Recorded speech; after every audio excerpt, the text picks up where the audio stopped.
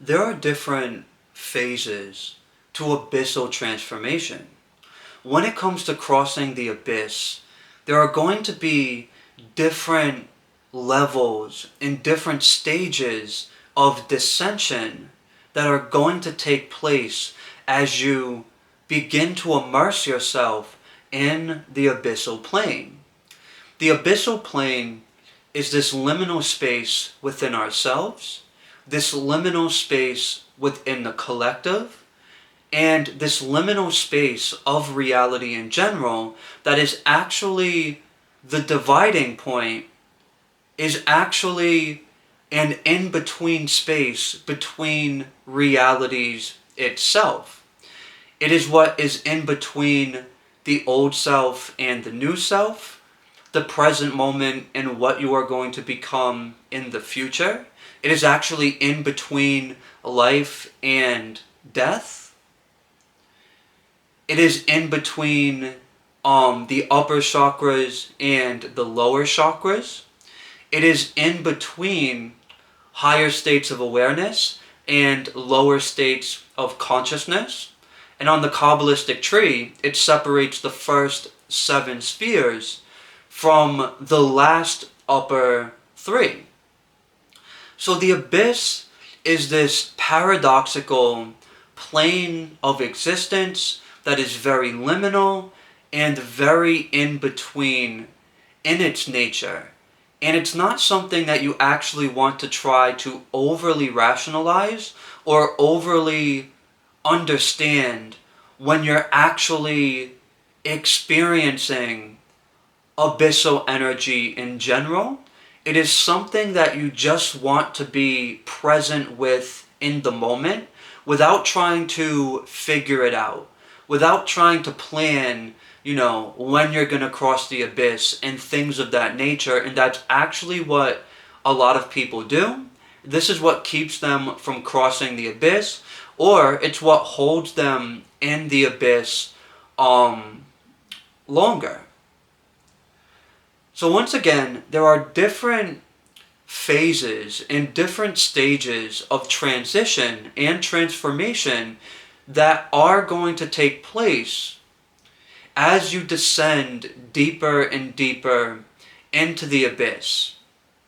So the way we initiate the crossing of the abyss is usually going to be through a conscious occult ritual that is going to be in connection to both Karanzan or Shugal, depending on what we can say polarity of the abyss you are working with. So when it comes to the Qliphoth, this is going to be the dark feminine polarity of the abyss, or the negative polarity of the abyss.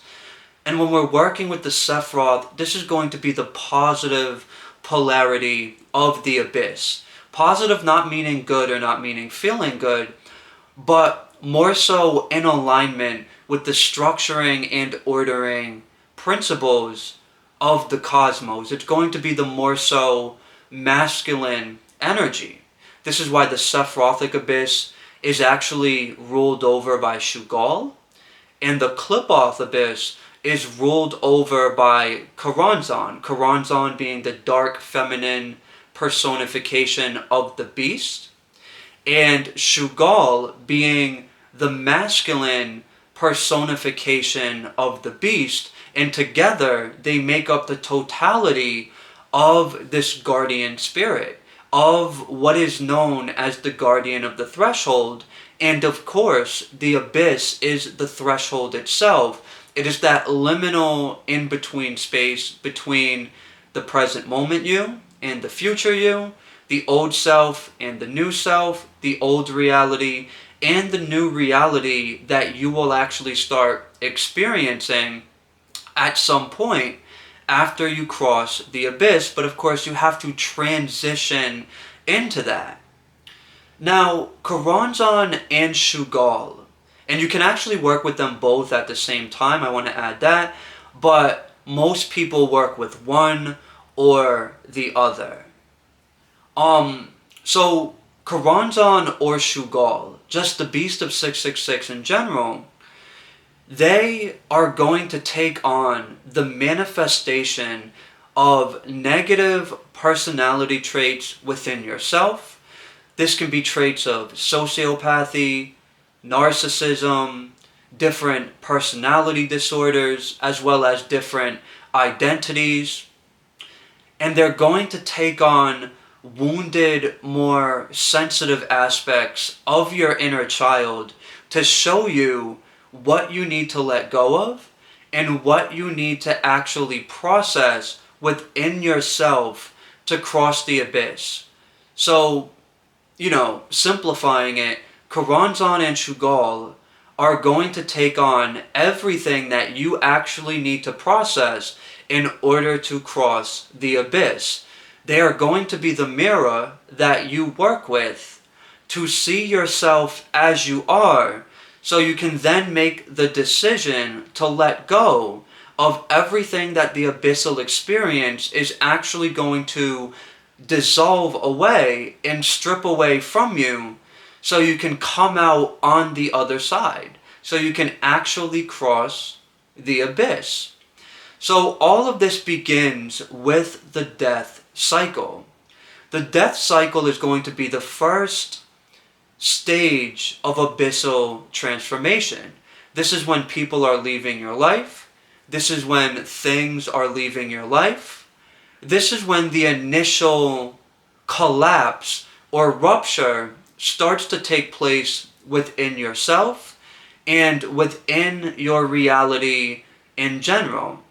Maybe you lose your job. Maybe there's a big beef inside of your friend group and it causes you to have to step away.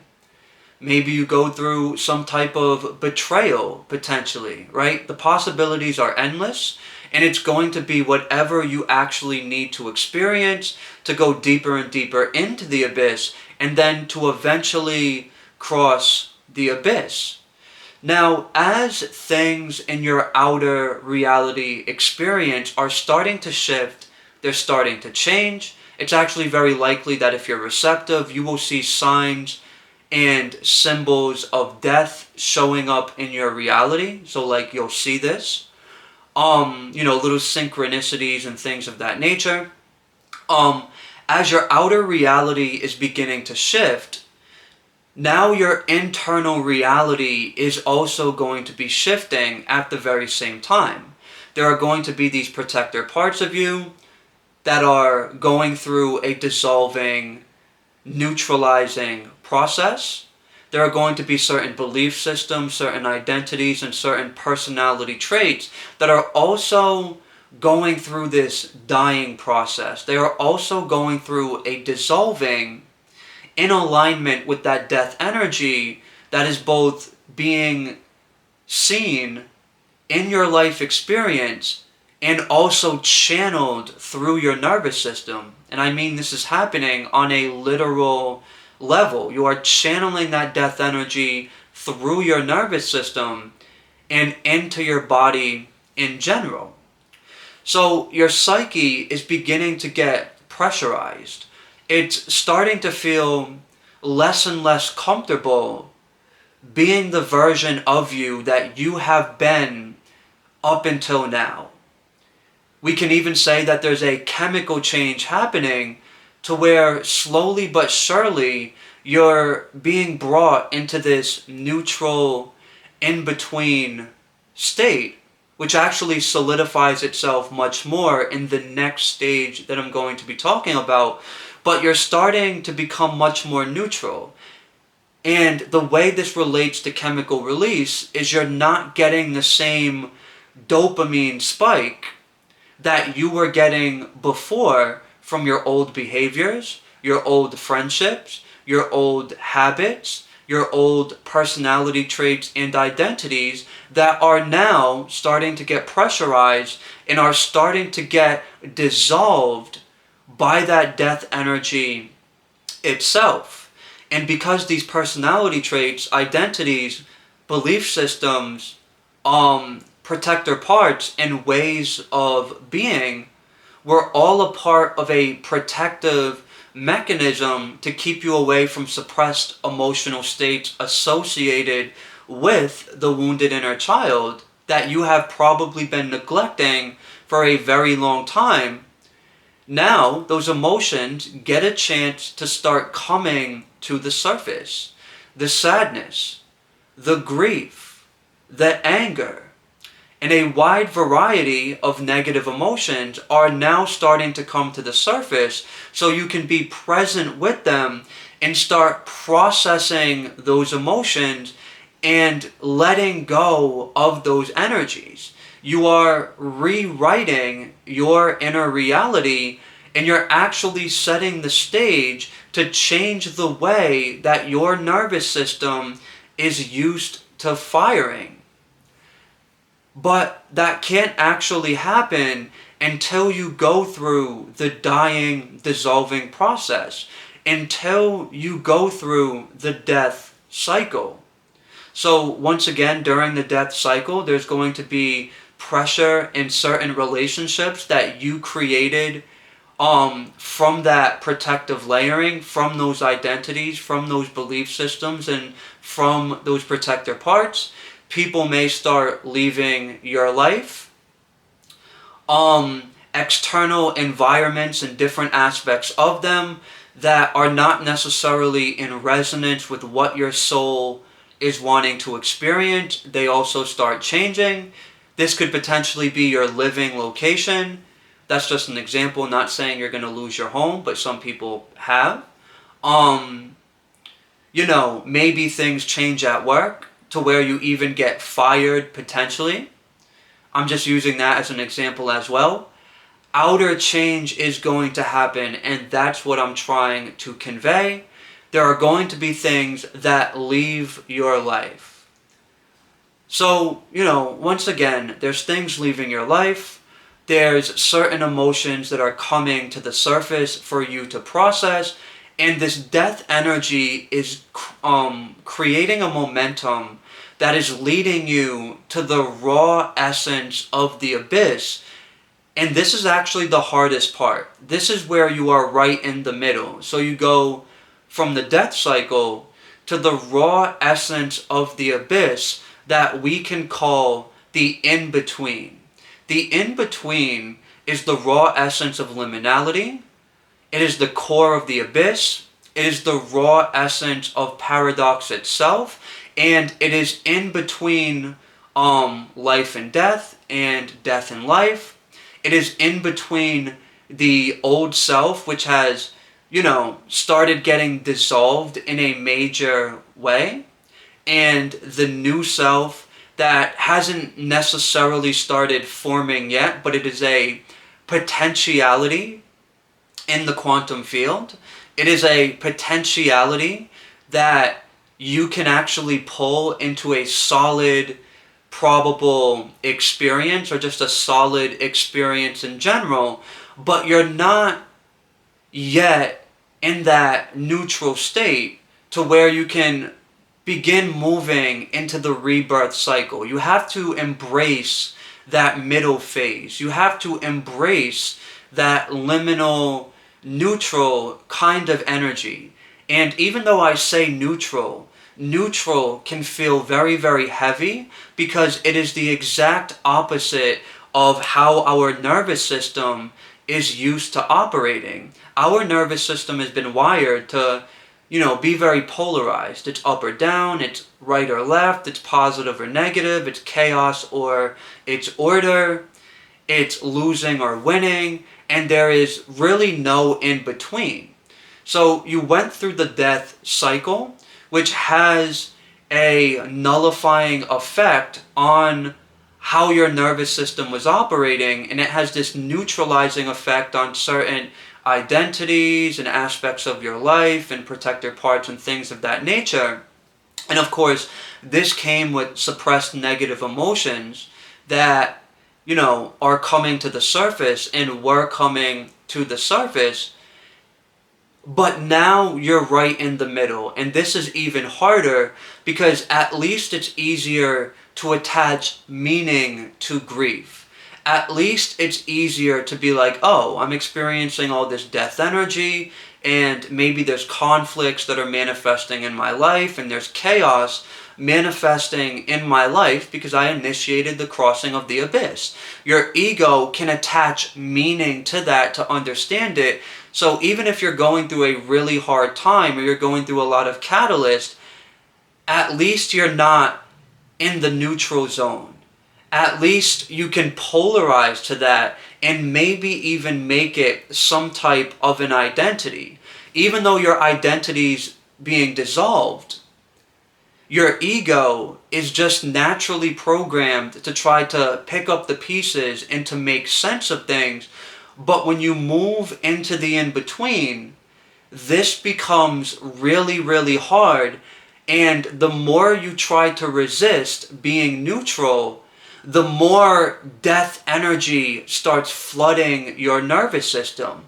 So even though you're out of what I would call the death cycle, there's more death energy, paradoxically, in that in-between state, because the death energy is actually trying to push you into the rebirth cycle. But it's likely that you're resisting the stillness. It is likely that you are resisting the neutrality. It is likely that you are resisting just sitting in the in-between without trying to make sense of what's going on, without trying to structure or control the process. Once again, it's much easier to exist in a polarized energy of this is good, this is bad, this is right, this is wrong, this is positive, this is negative, and even if this is really negative and uncomfortable, at least this makes sense to me. It gets harder and harder to do that in the in-between because this is the raw essence of paradox, and this is the raw essence of what the abyss actually is. It is not something you can always logically understand. It is not something that you can rationalize. It is just something that is what it is, and you have to accept that it's probably not going to make any sense in those moments until much later when you're no longer in that in-between paradoxical, just raw, abyssal kind of state. Now, this is when a major rewriting, of, we can say, yourself is actually taking place. This is when a major rewriting of self is going on. It's that neutral state that has the most dissolving effects on the way you were operating prior. So yes, death energy is dissolution. It is transitioning you, but the raw essence of being rewritten, the raw essence of these old programs being deleted actually takes place in that liminal, paradoxical space, which is actually between life and between death. Your very existence on a source foundational level is in between. It is actually paradoxical. This is when, even though it can be very uncomfortable, it can be very, very heavy because it's like you got the new reality trying to move you into it and trying to pull you into it, but you also have the old reality which, yes, experienced a death, but there's still aspects of it that haven't been processed and haven't been letting go of. So that old reality and the fragments of it are pulling you in the other direction. Just think about just being in the middle and you have two forces that are like ripping you into directions. This is what makes that in-between state so difficult, and we often create more pressure than we need to experience, which just invites more death energy to kind of start flooding our nervous system, because we don't know that we're going backwards. We don't know that we're fighting the process. We don't know that the stillness and the neutrality of that in-between state is causing us to want to rebuild the identities that the death cycle was pulling away from us, and the belief systems and the relationships and things of that nature. So once again, I really want to drive home the fact that even though we can say you kind of start with the death cycle, the neutral in between is what actually can be most difficult for a lot of us, most difficult for most people, because at least the death energy is a little more polarizing, and even if it can kind of suck to experience when things and aspects of us are leaving our life, aspects of our life are leaving and getting dissolved and things of that nature, at least it's not total neutrality. At least it's not like void, right? So, yeah, you go from that in-between state to moving into the rebirth cycle. And this is a whole process in itself. So as you're moving into the rebirth cycle, you're going up and up and up into that rebirth, you are starting to see more and more glimpses of a new identity and a new sense of self forming. It's kind of like growing a plant. The death cycle, you pulled the weeds out of the garden. The in between is when the soil is being fertilized, but there's still nothing there yet. But as you move into that death cycle, the seed is now being planted, and you're starting to see something come out of the ground. You don't necessarily fully know, you don't necessarily fully know what the plant is actually going to look like, but it's starting to come out of the ground. You're starting to see more and more of that plant starting to poke its head from the soil. And once again, this is an entire process in itself of having a different relationship with yourself, having a different relationship with identity, having a different relationship with relationships. You might actually manifest new relationships into your life that are going to contrast the relationships that left your life during the death cycle, and maybe even during that in-between stage. So this is the phase where things are growing from that, that fertile soil. This is the phase where you're actually starting to experience that life rebirth kind of energy. This is the phase where you start moving into the new self and the new reality. This is the phase that we can call, from darkness, which was that death cycle, and even, that in-between space can feel very dark, into the light. It is from darkness to light, right? And you might not fully know who you're going to be in the beginning phases of the rebirth cycle, but reality is actually now moving to support you in being that different person, even if you don't fully understand what that means. But as you move deeper into the rebirth cycle, you start really knowing who you are. You start forming this new identity, and it feels really good to be that new and improved version of yourself. Your neural networks are starting to rewire. So when you went through the death cycle, it was like this dissolving process that your physical body and certain neurological pathways and neural networks went through. When you went into the middle, that was we can almost say the refertilization that was taking place. Even though new neural networks haven't really started forming yet, it was the refertilization. It was the neutralizing of these neural networks that were going through a transition into that in-between.